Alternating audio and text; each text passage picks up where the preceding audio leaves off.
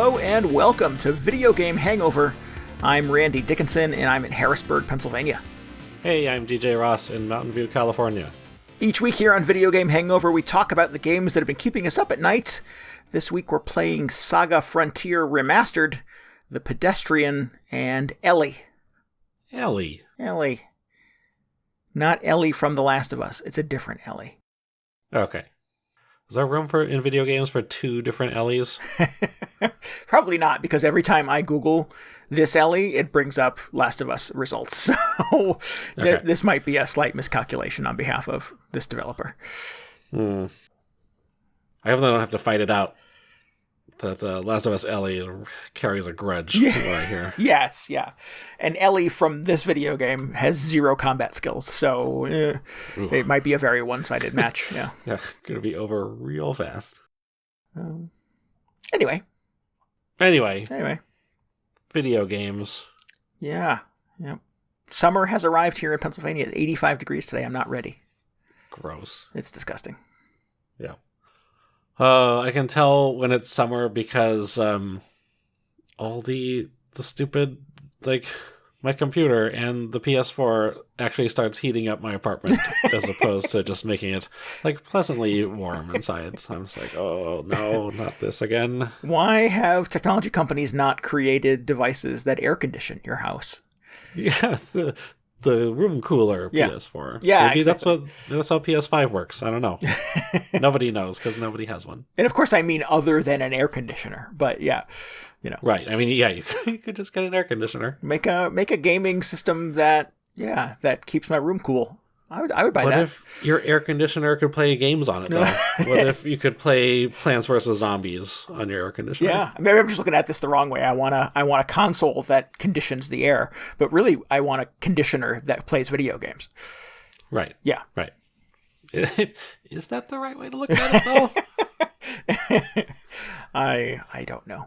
I'm not sure. Anyway, so have you played some video games lately? I did, yes. Excellent. I have to confess, a lot of my time over the last week has just been sitting in the Final Fantasy Party Finder waiting for a party to fill.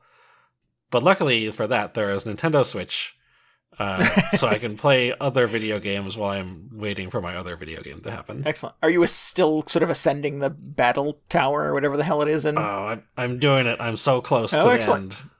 I was like... I feel like the biggest obstacle at this point is just getting bodies into the group to go do these fights. Sure. But, well, particularly since you're playing with randoms, right? You don't have a consistent raid group that you play with. Right. Yeah, exactly. That is some of the appeal of having a regular group. Yeah. There's also a downside to that too, obviously, is scheduling is always an issue. Right. Yeah. I'm having all these realizations about the advantages and disadvantages of not having a regular group, because on the one hand, I'm just like, all right, my calendar is open. I don't need to keep any appointments in the evenings. I can be free to do other things. Plus, if I really feel like going at it hardcore one afternoon or on the weekend, I can just practice this thing for hours on end. Whereas I know a lot of dedicated groups only meet for a couple hours every few days. So in that sense, you'd be limited in how much practice you could put in. Sure. But yeah, there is the pitfall of just sometimes you can't get a group. You're really feeling on top of your game and you're ready to go, and nobody else is on the same page at that point. So it's tough. It's tricky.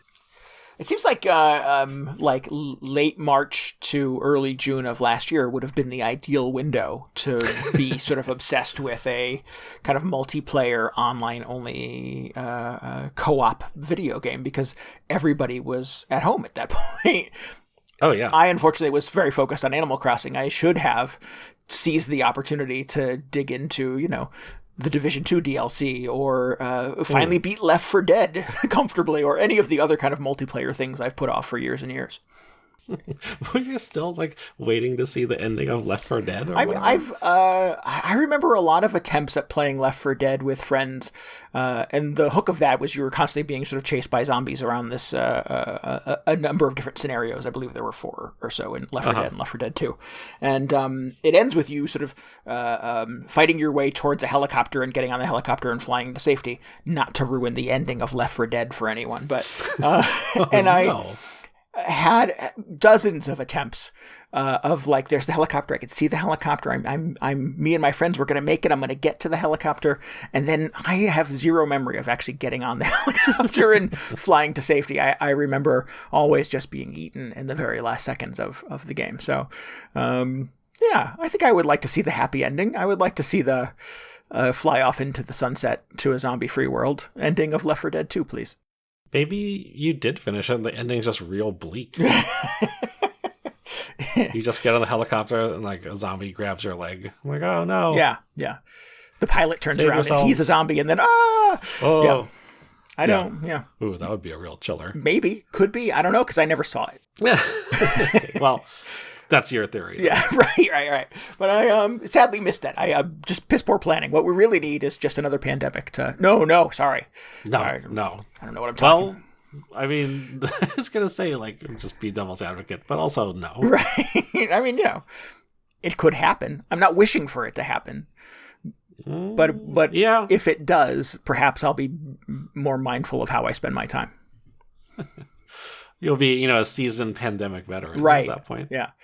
Well, I think that's... As well, every single other person on the planet. If there is any upside to the previous year, that's a horrible way to sort of frame this, but like I spent a lot of March going, I don't know, this is completely unprecedented. Nothing like this has ever happened in my lifetime before. We don't have the luxury of being able to say that anymore. I think the next one that comes down the line, most of us are going to be all, I've been there, done it. We know how to do this. Yeah. Yeah. Well, some of us do. The rest of them are still trying to figure things out. Sure. Yeah. There is a portion of the population whose life just carried on, but does the mask go over your nose? Do you breathe through your nose? I don't know.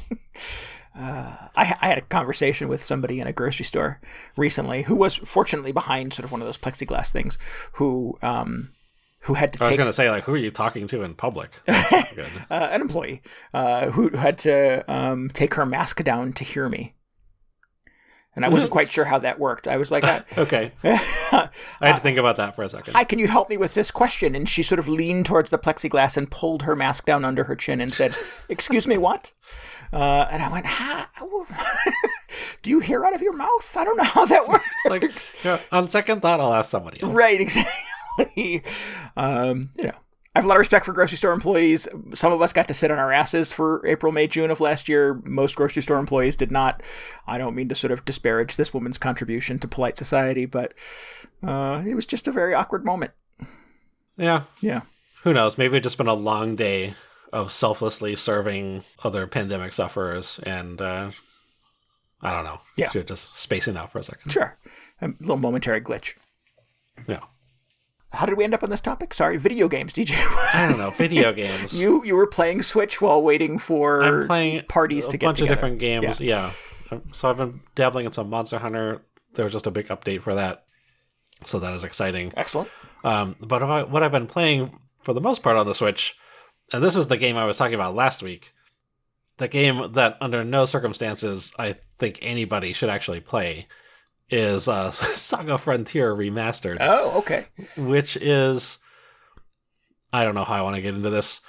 Let's just go at it straight. It is a remake, or it's not a remake. It is like a nice shined up version of an RPG from like 1997 or somewhere around there. It was for the PlayStation 1. It was actually like the latest at the time in this long-running series, the SaGa series, which has always been sort of like, you had like Squaresoft back in the 90s, you had Final Fantasy, and then you had this weird kind of sibling series called SaGa. And it was similar. It was like a series of JRPGs. You have a little party and you go around and fight monsters. And there were, I guess, epic storylines. I didn't play a lot of the earlier ones, so I can't really verify all of this. A lot of this is just sort of like what I've absorbed about this series over the years. Because a lot of them didn't come to the US for a while. There was like, there were 3 of them that were on the Super Nintendo that did not come over until very recently. And then there were 3 versions for the Game Boy called Final Fantasy Legend when they released in the US. But those always felt like, I mean, they were like Game Boy RPGs. Yeah. So it was hard to do a direct comparison between those and like Super Nintendo RPGs, which I would have been playing at the time. This story sounds slightly familiar. It didn't come out in the US, correct me if I'm wrong, as a SaGa game. It was sort of rebranded to be a Final Fantasy game in name, right? Right. Yeah. They were really banking on, popularity of like Final Fantasy 2 and I guess 1 on the NES at the time. And I didn't even know that about them when I played them on Game Boy. I was just like, oh, more Final Fantasy games, how fun. And they were just like these, I mean, they're so different other than the fact that they're, sort of in the same JRPG mold. But that has been kind of a hallmark for the series, is that they are very like experimental and strange. They're sort of the brainchild of this guy, Akitoshi Kawazu, who has been at Square Enix for forever, since like the 80s, making these SaGa games. He's still there, in fact, which is nuts. Wow. But he just likes to make these games that are very experimental and have weird ideas, which I think is awesome. It sounds like on some level it's like sort of the ideal video game for me, because it's just like crazy like experimental mechanics and just other stuff that feels sort of like, I don't know if unsafe is the right word, but just atypical. Yeah. Like strange stuff that doesn't necessarily or hasn't necessarily been done in games before. Cool. That's exciting. And God, I have to imagine sort of before the kind of indie boom in the 2000s, there were not a lot of avenues to be able to sort of experiment with game development in that way. Yeah, well, yes and no. I think in earlier in the early 90s, especially on the Super Nintendo and like the Game Boy when that was new, there were like expectations about how games should work were pretty different. Like I feel like you still could get away with a lot of weird stuff. Cool. But yeah, now definitely I think expectations are a little more cemented, and people expect games to function like this in a certain way. Right. And if it's too different from that, people freak out and they go, "Oh, this game is, who designed this? This is a disaster." Case in point, so I think despite this SaGa series being kind of his hallmark series, he may be most infamous because he, I believe, directed Final Fantasy II on the Nintendo Entertainment System. And if you ask anybody, what is the worst Final Fantasy game? Obviously, they'll say Final Fantasy 13 because that was total garbage. But then before that, they would have said, oh, Final Fantasy 2 for sure. So you've got to ask this question before 13 comes out. Yes, yeah. Okay, before 2009, if you had asked somebody, they would have said, oh, it's Final Fantasy 2. And if you asked them, why is that? They would have, I think, almost unanimously said, because of the battle system, or sort of the character progression system. And the reason why is that it doesn't work the same way as battle systems or experience systems work in other games, where you fight enemies and you gain experience points and like all your parameters increase when you level up. So in this game, you would level up based on sort of what you did in battle, not just defeating enemies, but like the actual actions you took, or things that happened to you. So for instance, you want to level up your strength or your attack power or whatever, so you just have to perform attacks over and over in battle. Or if you want to build up your defense, you have to get hit a lot in battle. So it's kind of weird. Not quite how other games work. Right. It feels very literal. Yes, yeah. Sure. If you want to punch harder, you've got to punch more. Yeah. I mean, it kind of makes sense on some levels, because it's very like literal. Yeah. If you want to get better at doing these things, you have to go out and practice doing those things. Do more of those things. Yeah, sure. For a while. Doctor, it hurts when I go like this. Well, don't go like that. Yeah, exactly. Yeah. Thank you, Dr. Kawazu. But it got a lot of criticism just because it's a little weird, and people figured out that, the best way to just progress your party in this is to go into a battle and have all your party members attack each other. So they just build up their attack and defense stats. So that was a little weird. Yeah. Incidentally, I think this is hilarious because that is like how every game works these days. It's like, that's how you level up in Valheim. That is, I believe that's how the Elder Scrolls series works. Don't email me or send me angry tweets or whatever.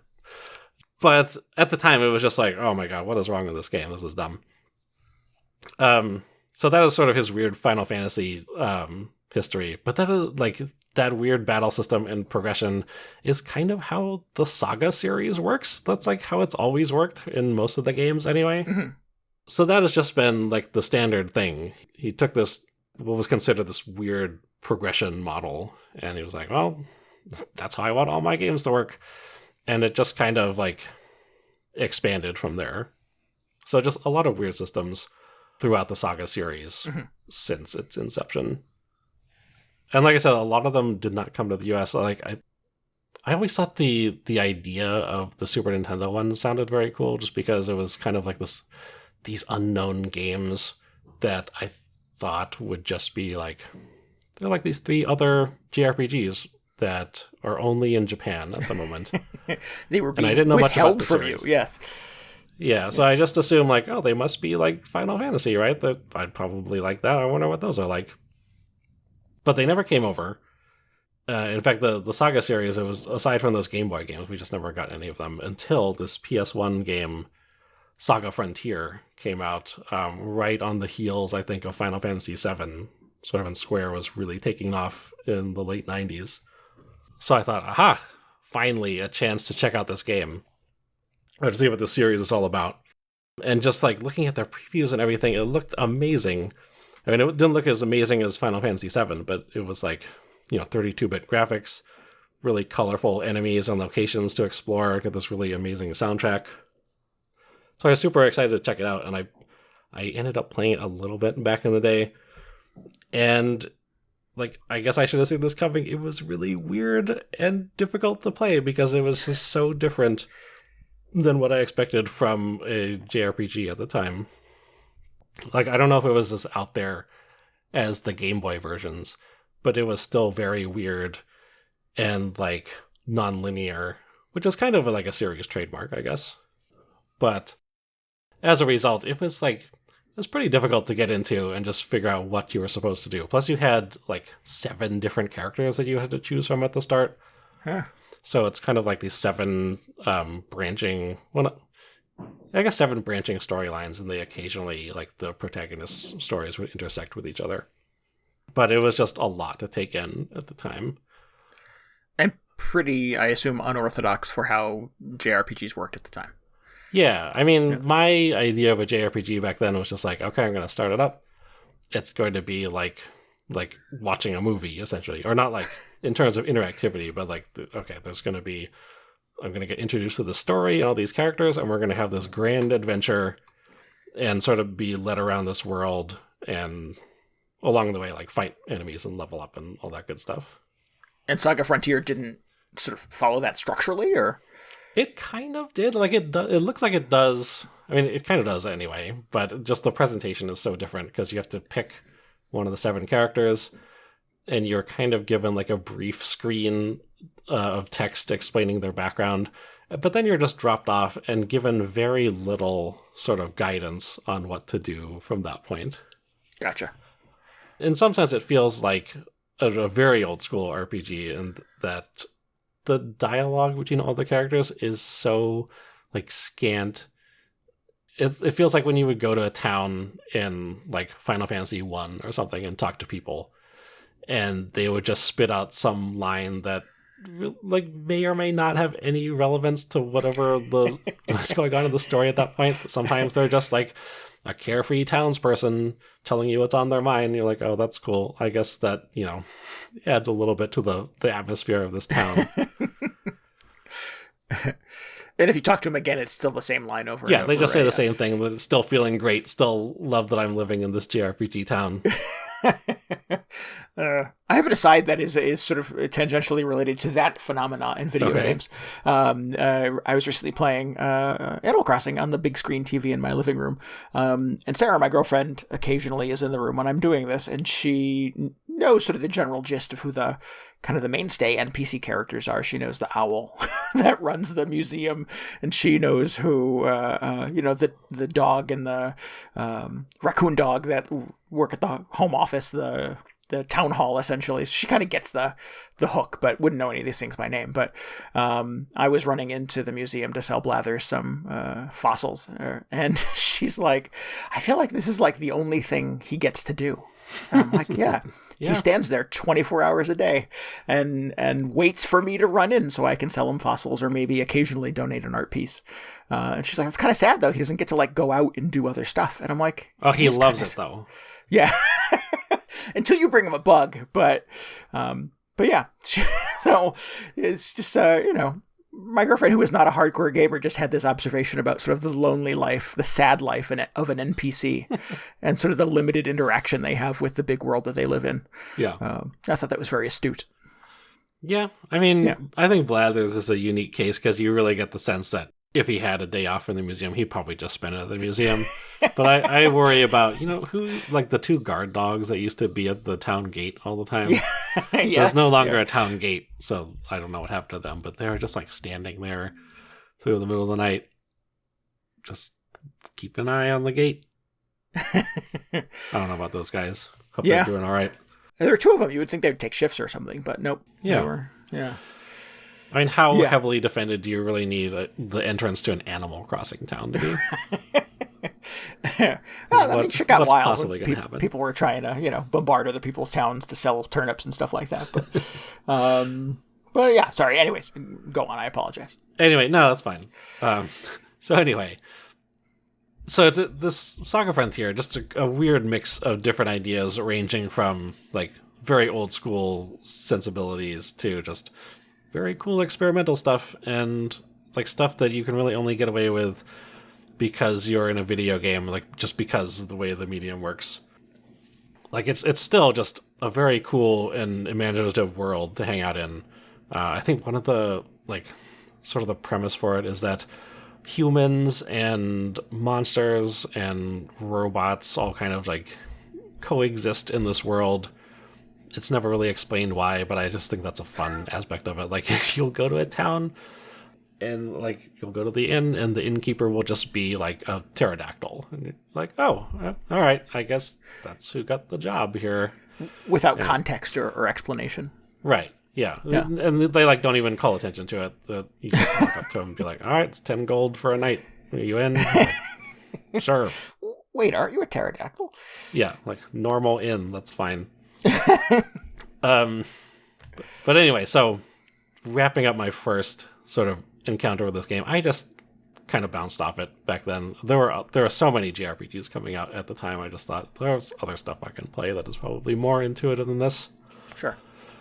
So then it kind of went away for 20 years, and then they announced this remaster, and I thought, oh, I remember that game.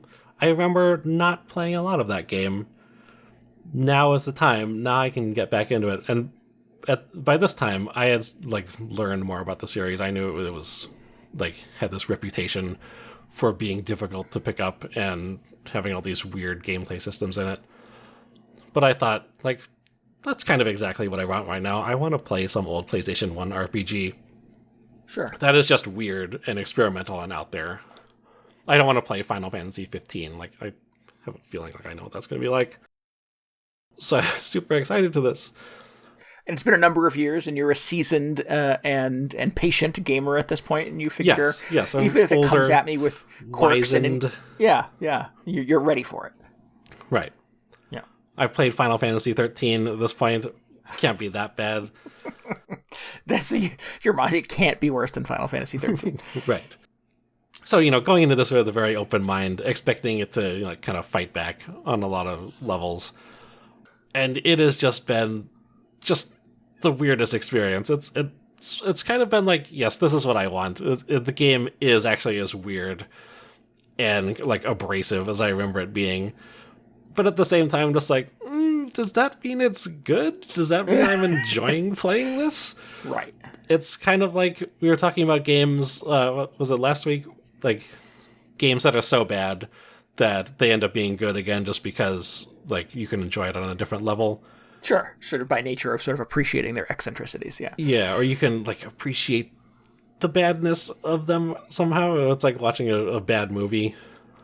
I'm not really sure where this game ends, if it ends up, if it falls into that category, because I do really appreciate just how weird it is, and just it's kind of just the old school sensibilities about it. Like there's still just the dialogue is so weird and unhelpful.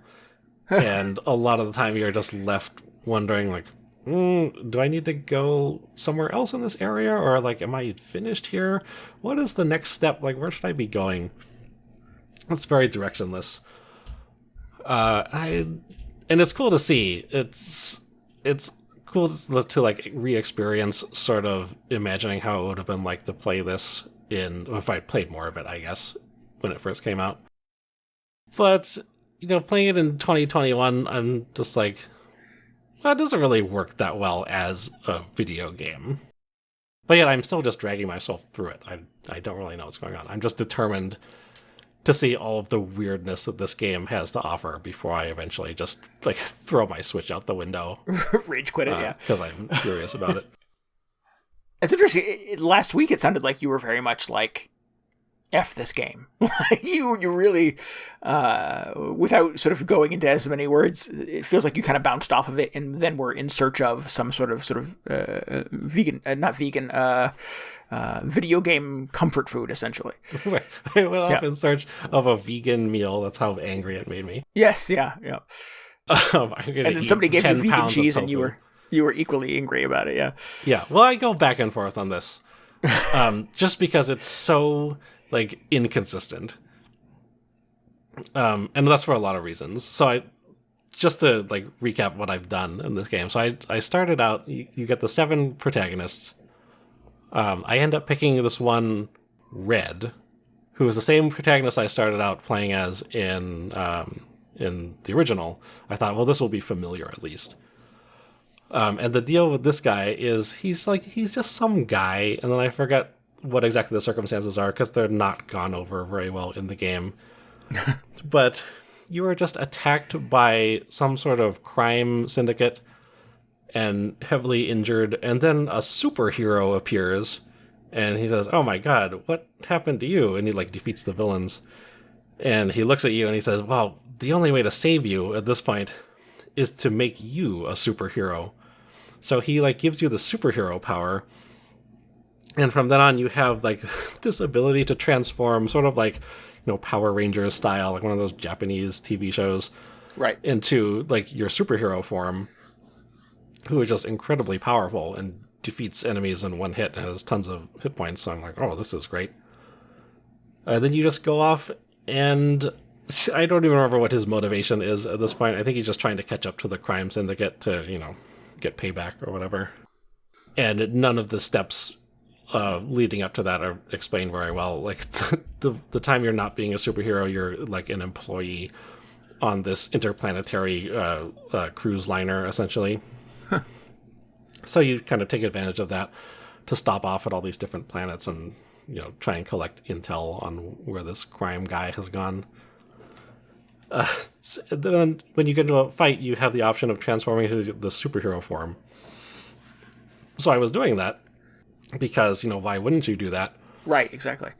And several battles in, I realized why. And that's because, one of the rules of being a superhero is you can never reveal your identity to anyone else. So if you're in a battle, or if you're in a situation where there are other people around, you can't use the transform ability. And if you have to fight battles as just your regular guy, you are very weak. Because, if you're like me, you've been doing all the battles in the superhero form where you don't gain experience for your main guy. So then you just get steamrolled by everybody. So I thought, oh, okay, so I've been playing this a little bit wrong. I should be probably grinding out levels as, as red as the human form. Right.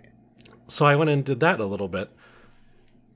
And for the most part, the battle system in this is very much like, any JRPG turn-based battle system, with the aforementioned weirdness of, you don't gain levels, you just gain attribute points based on what you actually do in fights.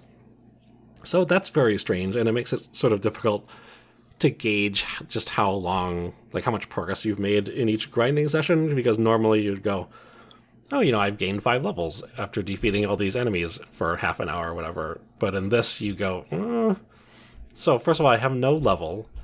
Is, my strength number higher than it was before? What about these, 10 other parameters? So it's very complicated. It's very difficult to keep track of things. Huh. So you don't get the typical RPG splash screen in between battles where you see sort of the little meters rise up of all of your stats and stuff like that. Well, you do. But, I mean, at the end of the battle, it'll just be like, well, your strength increased, or your intelligence increased, or whatever. And then you just go look at your stat screen and you go, okay, I guess those numbers are higher than they were before. I don't really know what to make of it. In order to sort of deal with it, I've just been grinding a little longer than I feel like I should. Uh-huh. At least by 2021 standards.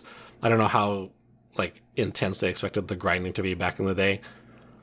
But what's really throwing a wrench in all this is that sometimes you will get into a fight and there will just be, a boss in it. And the boss will destroy you in, 1 or 2 turns. And you just get reset back to your save point. And oh, well, that happened very quickly. I wasn't expecting that. So it's very inconsistent in terms of, how much challenge they're willing to throw at you at certain points. Right. And eventually, so once I got wise to that, I thought, okay, well, I've got this quick save thing. I could just quick save after every single battle.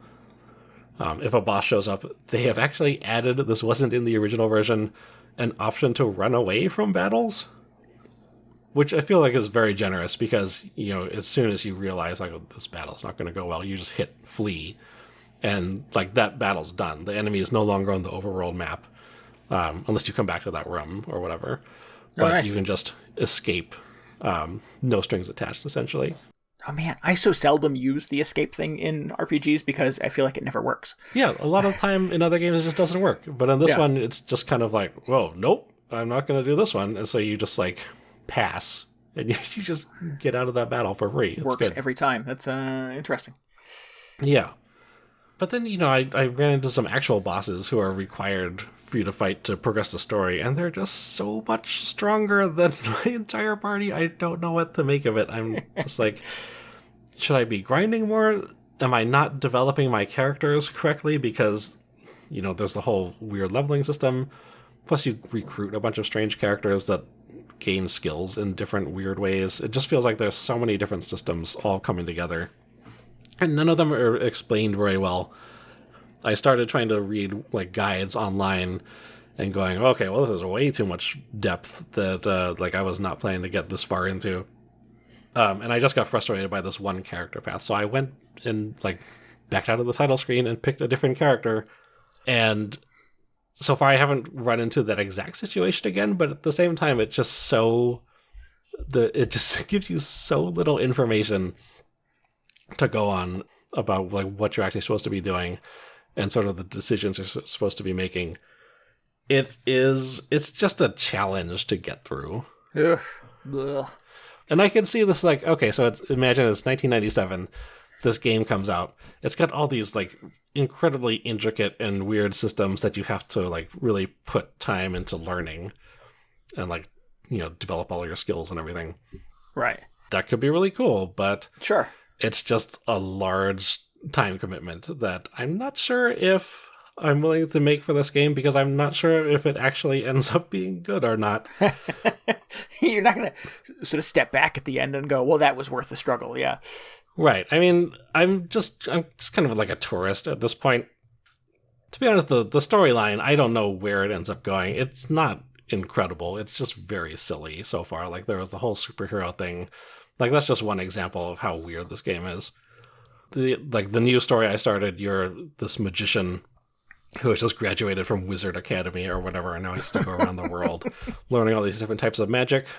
Like, okay, that sounds like pretty typical JRPG fare.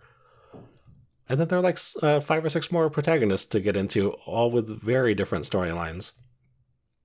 So I want to go through at least, I'll probably do a couple hours as each of them just to see what's going on, what their deal is, because they kind of play differently as well. And just take in just the general weirdness and strange ideas of this game from 20 years ago. Until I guess I feel like I've really gotten what SaGa Frontier is all about. Right. But it doesn't make it very easy to play. It's not the most inviting game, for better or for worse, I suppose. Because on some level, like that's why I'm there.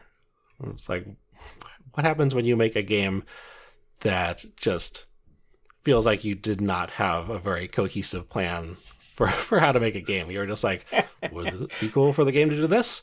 Maybe. Let's do it. Let's see what happens. Try it. Yeah.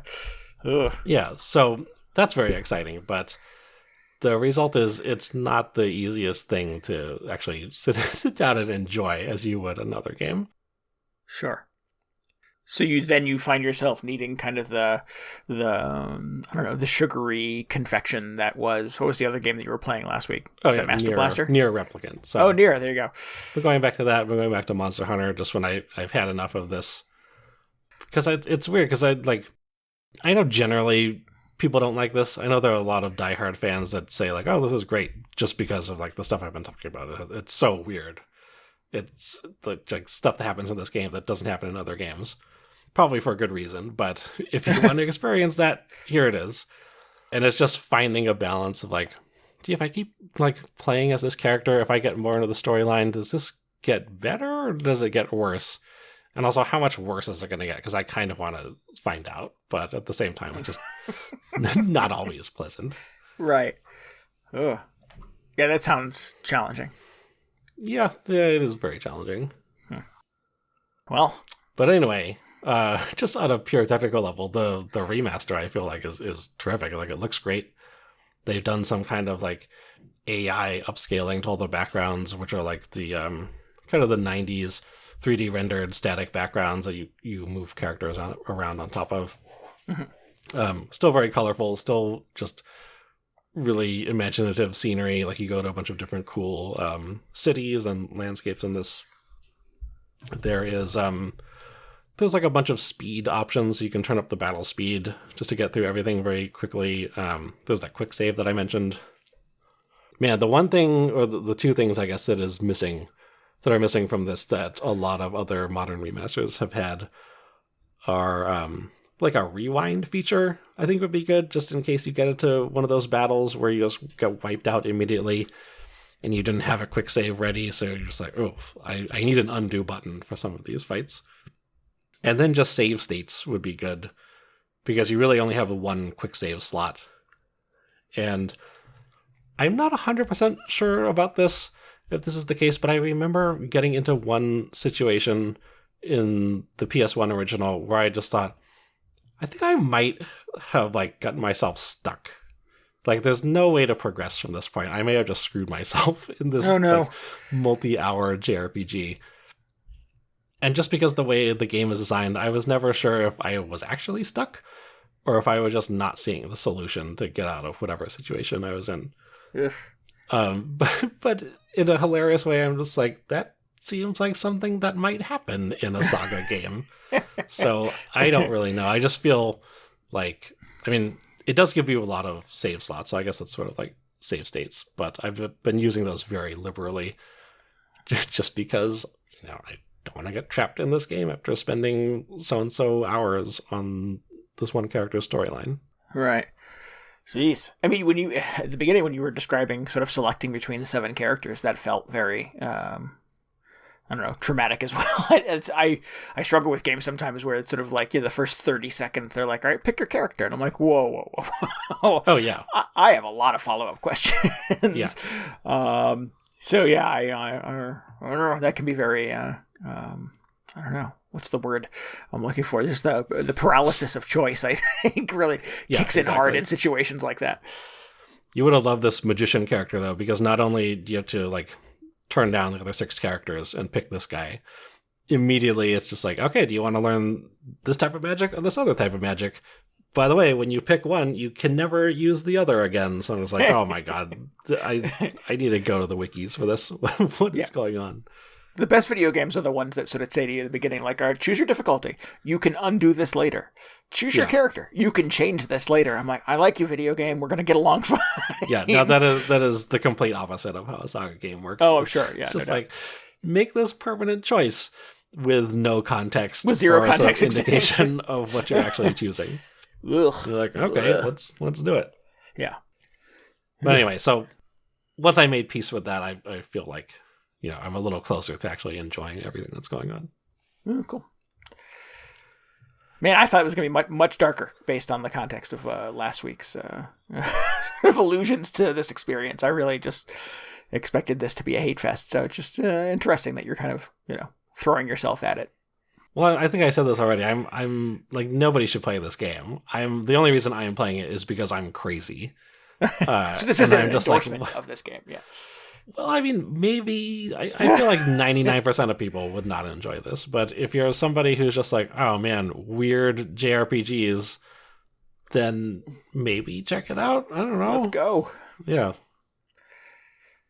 So the impact this has had is that they eventually did bring all the Super Nintendo ones, or most of the Super Nintendo SaGa series, to the US.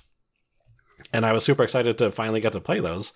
And after playing this, I'm just like, I don't know what happens if I just can't stand those either. That would be disappointing. Maybe you don't like video games. No, maybe I don't like any video games. Oh, they sound so cool, though. There's like one of them takes place over multiple generations, so you just play as different party members throughout the entire game. Like, that's awesome. But how many games do that? What if it's a terrible game, though? I don't know. Yeah.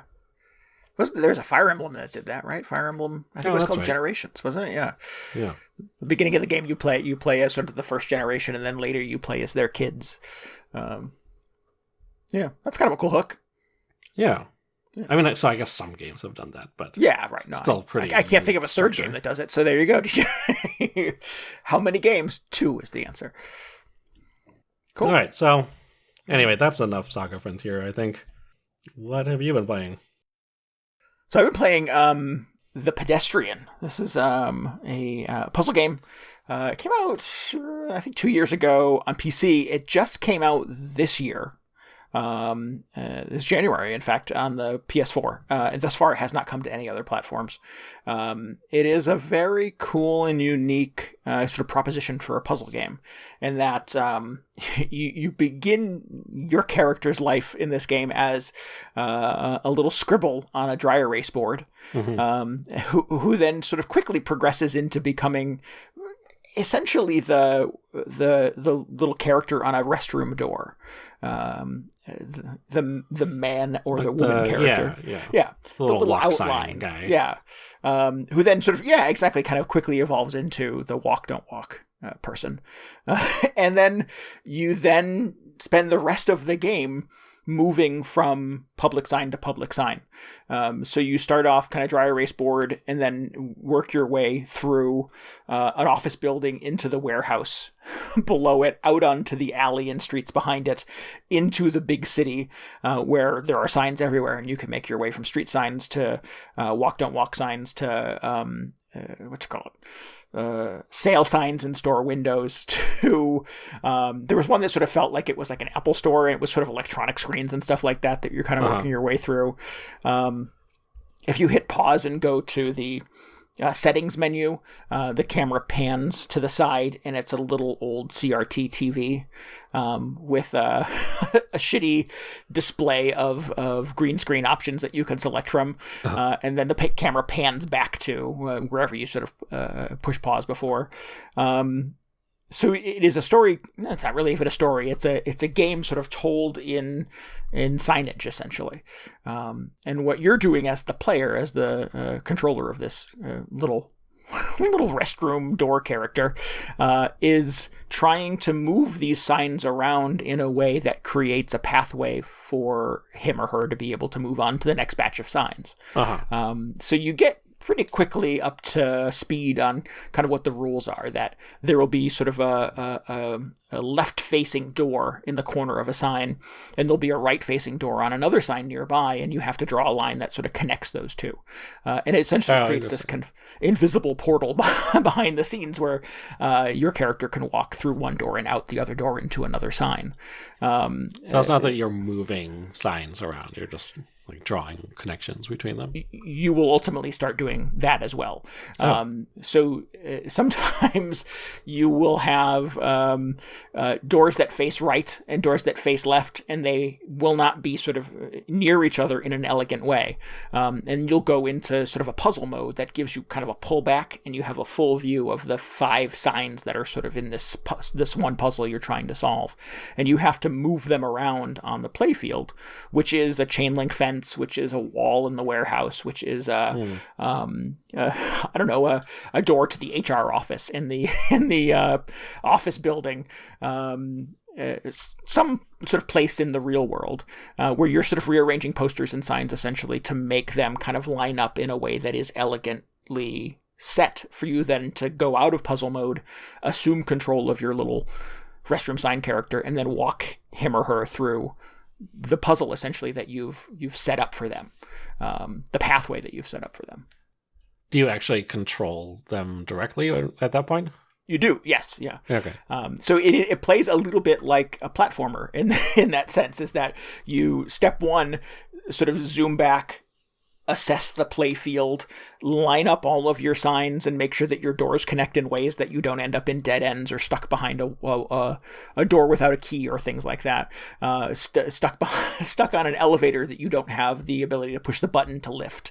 What are some of the other things? There are jumps that require you have a little box, and sometimes you have to make sure that you have a door that connects you to the room where the little box is, so that you can grab the little box and carry it to the other sign that you needed in to be able to complete that jump. So you're collecting all of these implements that allow you to sort of egress and make your way through the puzzle. Are you able to like back out and just rearrange the signs at will? In case you decide like, oh, I actually needed this room to be over here so I can get the box. Yes, and 99% of the time doing that will reset your little character back to the first sign. Okay, so they don't get abandoned in a sign somewhere and you have no way out. There isn't like a puzzle reset button, but the easiest way to sort of reset it is to do that, is to move 2 signs in a different way, or to move to connect a door to a place where a door shouldn't be connected, and it blinks red for a second and whips him back to the starting screen, and you're then free to kind of move your signs around again. But you do have to sort of do the whole thing in one run.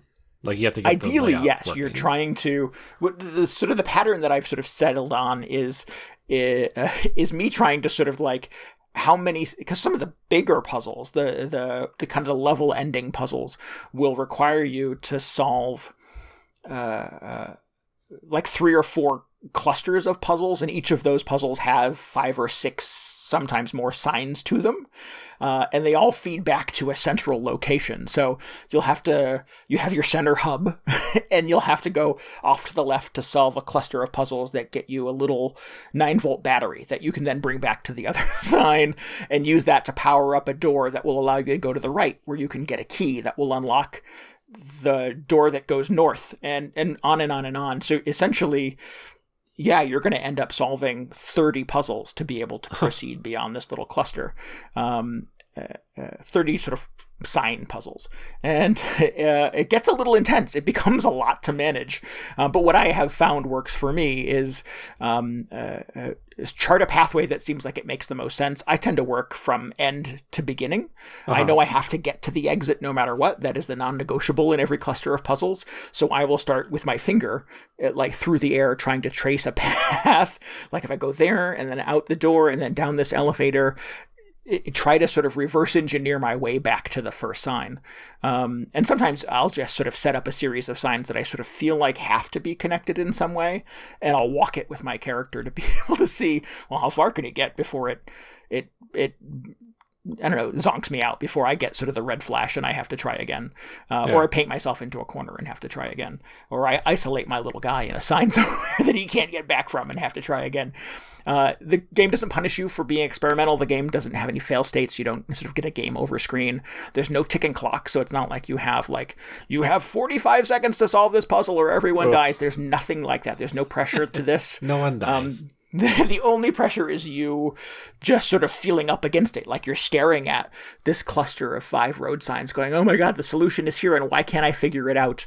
But it gives you enough kind of tools and leeway and just gets out of your way to be able to kind of continue to go into that puzzle mode, move some signs around, go back to control of your character, and then, jump around in a little platformer that's kind of contained within these street signs to suss your way out of the solution.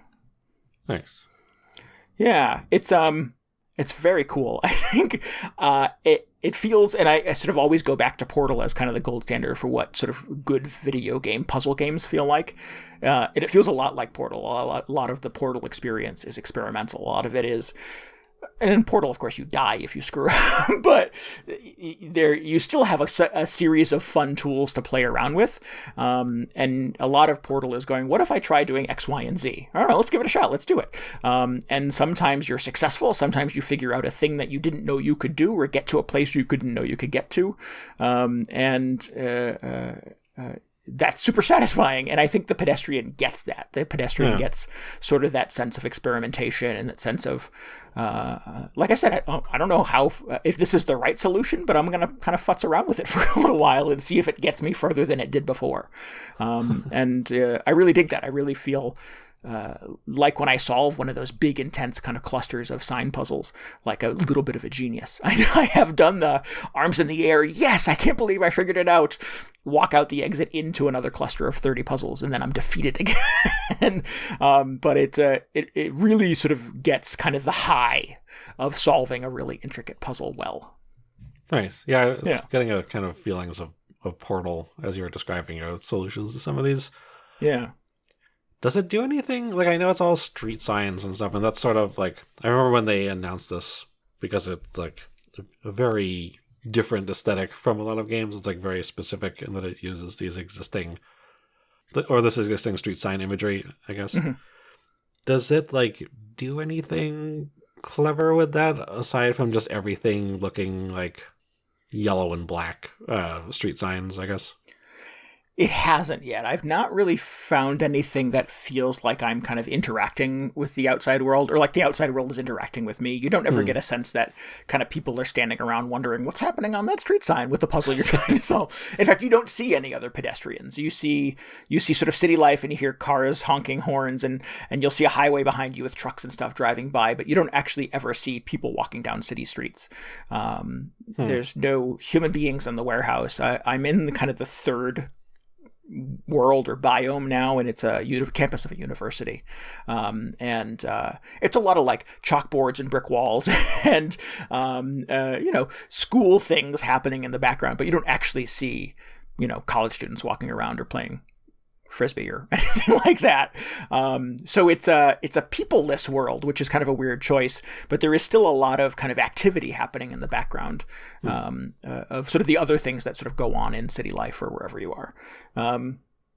The one thing that I thought was really fun is that as you're sort of trying to make your way out of the first area, out of the kind of the warehouse and into the city, you go through the subway tunnels, and there's like a cluster of like safety signs on a wall in a subway tunnel.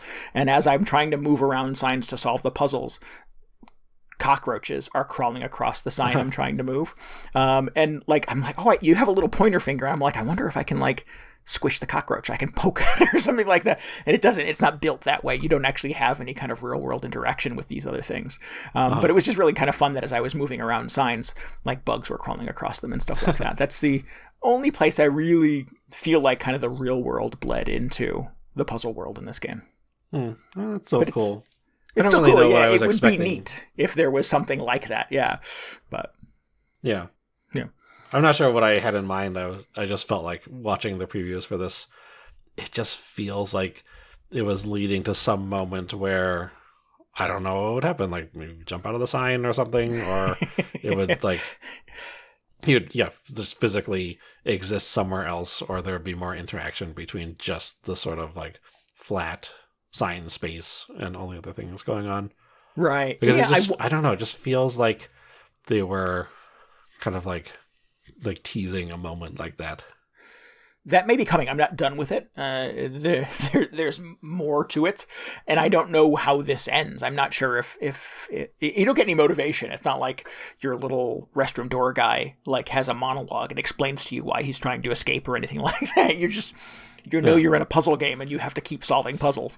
Sometimes you're just in a puzzle game, yeah. Right, yeah. He keeps moving on to the next cluster of puzzles. And it feels like he's trying to sort of get out of the city, almost. Like I've gone through kind of crazy urban areas, and now I'm on this kind of relatively serene and peaceful and kind of sun-dappled university campus. And I don't know what the next thing is, but I'm wondering if at some point, he escapes the sign world and becomes a real boy or something like that. I'm not sure where the hook is, but there has to be a destination, right? There's got to be a finale. Yeah. Well, maybe he just completes level 10 or whatever, and that's all the puzzles. Nah. No. I don't. I mean, Portal took an interesting sort of proposition with that and gave you like a boss fight at the end. Yeah. And it wasn't like suddenly you were loaded up with machine guns and stuff like that, but you still had the portal gun and were sort of trying to battle, the video game boss with your portals. And I don't know that there is something structurally in the Pedestrian that sort of sets itself up for that. And it doesn't really feel like there's a villain looming in this either. Mm-hmm. So it doesn't really earn that, but I don't know. There's got to be some kind of, I don't know. Congrats, you've done the thing. At the end, right? It's not a crossword puzzle. Sure. It's a different kind of puzzle, yeah. Princess Peach gives him a cake or something. Yeah. I'm sorry, but the Pedestrian's in another castle. Right. Oh, man. Huh. But it's very cool. It's super unique. Like I said, it gets that high that Portal does. So if you, like me, are spend every year at E3 wondering when Portal 3 will be announced, the Pedestrian isn't quite that, but it definitely scratches that itch. So I would recommend. Nice. Yeah, it's on PS4 is where I'm playing it. Works great on the PS4. It looks awesome on the PS4. It is also on Steam, and there is a free demo on Steam. So if you want to check this out and see if it's something that kind of works for you, and if the gist of this would be entertaining for you over the across many hours, then head over to Steam and try out the little demo there. Oh, yeah, maybe I'll do that. Yeah. So that is fun, and I have also sort of discovered this odd little game, Elli, that I'm playing on my Switch simultaneously. This is playing games simultaneously. I know, nutty. What kind of madness is that? Crazy thing. Elli was $1. And it was one of those games that was sort of like 66% off, and I'm like, sure, let's give it a shot. It looks cool. And it had some very nice screenshots in its little tease in the eShop. Didn't know what else I was getting myself into, but as I was looking at it, it's sort of like there were sort of like sunlit, kind of washed out like ruins and kind of tropical environments. There were some things that looked like kind of dark tunnels with like lightning effects and stuff, and I'm like, this looks very ambitious for a $3 video game on the eShop. Let me give it a shot. Yeah, the visuals are very impressive. Yeah, absolutely. And when I loaded it up and started exploring, I continued to be impressed by that thing. It is a game that no small amount of really solid art direction has gone into creating a very beautiful world. You get a lot of these great vistas where you're sort of connecting the place where you are with the place you want to be, where you walk across this sort of stone bridge across two towers. And in the background, you sort of see, birds flying by and the sun setting and waterfalls and more castles in the background. And I'm like, they put a lot of love into making this thing. So the hook here is that you're kind of a village elder, essentially. Elli is your name, Elli. And you keep the time crystals, which are the things that sort of allow time to continue forward. Wow, okay, that really escalated. Yeah, it's pretty intense. All the way to time crystals. A lovable scamp in the video game world has stolen the time crystals from you. And you are told in no uncertain terms, if you don't get them back by the end of the day, all time will cease moving forward and we'll all be stuck here forever. Oh. Well, I mean, tense. then don't you just have the rest of like just unlimited time to go get the crystals back? How is that a bad thing? I think I kind of get the impression that the world ends. I think it's sort of, Oh, okay. this is a bad thing because nothing happens. Nothing else happens. It's not a Groundhog Day situation. It's yeah. So you go off. You go in search of recovering the time crystals, which are of course scattered across the lands, and each is in a place that is connected to a very specific sort of looking collection of puzzles that you're trying to solve. So the first, for example, is kind of a mountain hike. Essentially, you're climbing up a series of pathways into a group of mountain kind of temples almost, where you're encountering sort of standard exploration-based video game kind of things, where there's a door, and you know that you need a key to that, and the key is behind a series of 3 puzzles that you have to solve that unlocks the key, and you take the key to the door, and it allows you to get to the next thing. Sure. Yeah. So you do that, and you do that over and over and over, and lather, sort of rinse, repeat. There's no combat. There's no villains. There's no monsters running around that you have to whack or kill. It's just sort of light and breezy. And really, none of the puzzles put up much of a fight. They all sort of hinge on very similar mechanics, where you'll kind of find yourself gated in an area and you have 4 little kind of color-based puzzles that you have to suss out and solve. Never like the Pedestrian, where you're sort of sitting staring at a screen going, I know the solution is here, what is it? Does the green key go in the green lock? Exactly. Maybe we should check that out. And Elli feels very frictionless in that way. It feels like this sort of, like you said, kind of like a light confection, like a video game sweet that is kind of fun to consume. As I'm scratching my head, tearing out my hair, trying to figure out how to solve the Pedestrian, Elli is there just waiting to be sort of rushed through in a way, just sort of, just a light snack, just a breeze of a video game to experience. Mm-hmm. When you miss the feeling of pushing an analog stick around. Yeah, I don't want it to be harder. It's not like I sort of play this wishing it sort of wanted more, wishing it aspired to be some other thing. It doesn't need enemies. It doesn't need just seemingly impossible puzzles that I have to search the solution for on the internet. It seems sort of very content to be this sort of light experience. In fact, the developer on their Twitter says, perfect for kids and big kids. So I guess I fall into the big kids category, and that I'm sort of, enjoying this kind of exploration. There's some, platforming challenges where there'll be a little wooden flap sticking out of a wall, and periodically the little flap will drop down, and then it'll pop back up again. And you know that you have to time your jump to land on it when it's up, of course. Yeah. Otherwise, you will fall to your death and then zip back to the conveniently placed checkpoint that was right before that place. So again, it's not a game that puts up a ton of fight, but it is just kind of this beautiful, fun, easily consumed thing. And like I said, I got it for $1 in the eShop. It goes for $3 full price. So even at that price, it's not much of an ask from a budgetary standpoint. It's on Steam as well. It's $3 there too. And I kind of had fun with it. I played through the whole thing. It's only a few hours long. It's a nice little fun journey. Yeah. Well, I mean, sometimes it's fun just to exist in some weird fantasy space. Yeah. And not be accosted by monsters the entire time. or constantly afraid I'm going to die and have to do this whole thing over again. Or yeah. It sort of defies modern video game structures in that way, and that it is just so easily consumable. I mean, God knows I wish SaGa Frontier had just a tourist mode where you go around and be like, what's the deal with this place? Oh, yeah, I don't have to fight a boss battle? Okay, great. On to the next city or wherever. Yeah, it feels very much sort of the opposite of that kind of experience. It is not putting up much of a fight in terms of being played. Nice. Imagine what that would be like. So if you find yourself, like DJ and I, trying to sort of puzzle your way through a seemingly difficult video game experience, perhaps Elli is your sort of palate cleanser for that experience. Yeah, that's good. Yeah, sometimes you just need to let your brain cool down for a few minutes. Sure. Yeah. So, anyway. Maybe I should do this. Why am I, this is on the Switch. I should just close SaGa Frontier for the weekend and play something else. Sure. There is no shortage of video games on the Switch. Maybe I'll just play another SaGa Frontier character, though. What would happen if I did that? What was the game? Oh, Octopath Traveler, where you had 8 characters you had to pick from at the beginning, and each of them kind of had their own story that occasionally overlapped, right? Yeah. That was the hook of that game, yeah. That one, from what I played of it, was just, yes, it's a functional JRPG, and everything happens exactly as you expect it to happen.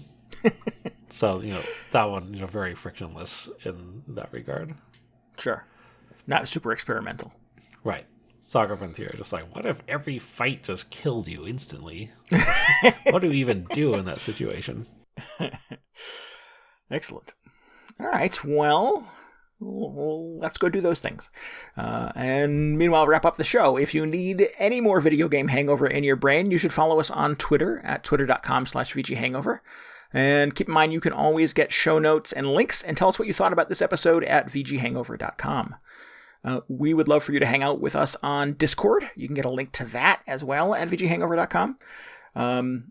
What are we talking about on Discord this week? Man, just still a lot of Monster Hunter talk. Yep, you update. New monsters. What else? Trying to figure out if Eshin should buy a 3DS so he can play all of the 100-hour 3DS RPGs that went on sale this week. I don't know. Would you buy a 3DS in 2021? Would I? I don't know. I mean, if you've never had one, if you're really dying to play some of the games on there. Yeah. If you have no other device that plays video games in your life. Yeah. I feel like a lot of those games, well, not a lot, but a few of them have popped up on other platforms since then. Yeah, absolutely. But if you have very strong feelings about this, join us on Discord and weigh in with your opinion. You get a link to that on our blog at VGHangover.com. Yeah, the 3DS Defense Force in there. Please subscribe, rate, and review us on iTunes, Spotify, Google Podcasts, YouTube, and anywhere else you can get a podcast. And tell your friends about the show, please. Yes, please do that. It really helps us spread the word. What else? We want to give thanks again to Felly Kitty for our intro and outro music this week. Please check out more of her work. Head on over to fellykitty.bandcamp.com and take a listen. Maybe buy a couple albums. Yeah. All right, we'll be back next week. Until then, this is Randy Dickinson. This is DJ Ross. Thanks for listening to Video Game Hangover. Goodbye. Good night. See ya.